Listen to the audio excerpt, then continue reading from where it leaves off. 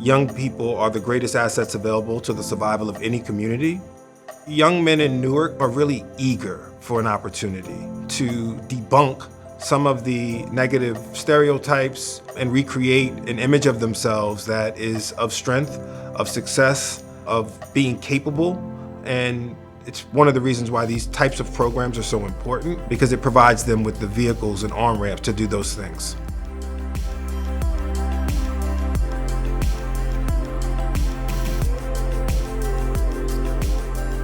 Newark is a beautiful city.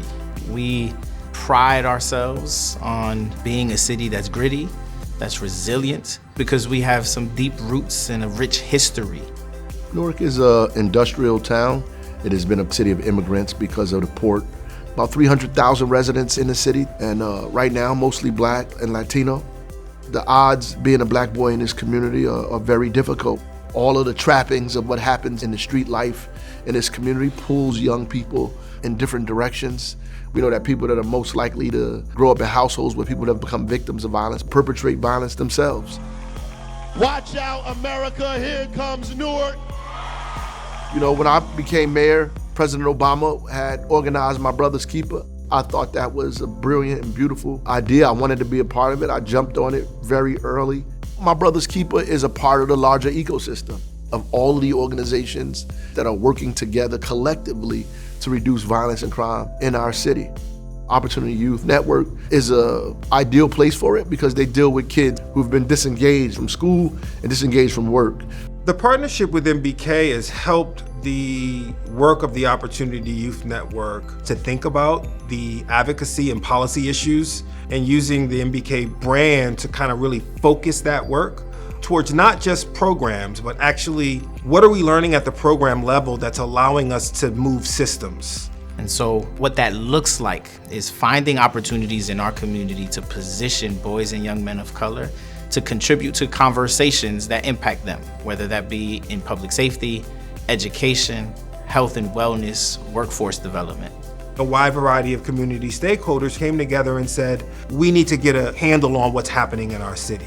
One of the most important steps was really not responding in an emotional way, but in a smart, targeted way. The data that was provided allowed us to be able to pinpoint that 80% of the crime is happening in 20% of the city.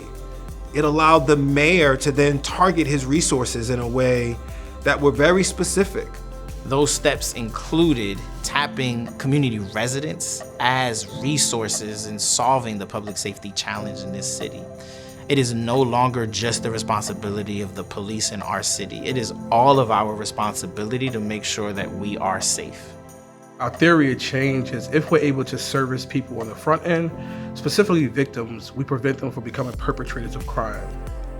In our program to reduce auto theft, we presented the data to a group of young men here at MBK to help us understand why these crimes are concentrated in certain parts of the city.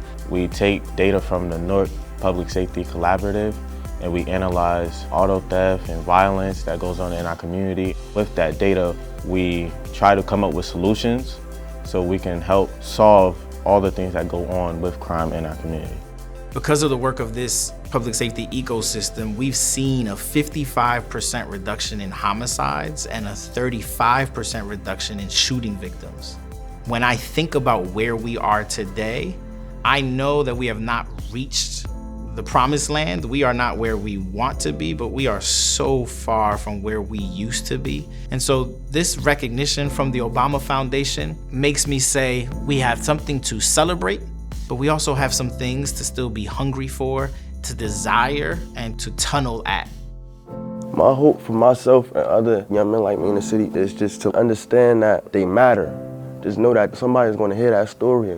Like, your voice matters, you're a factor, you mean something to somebody.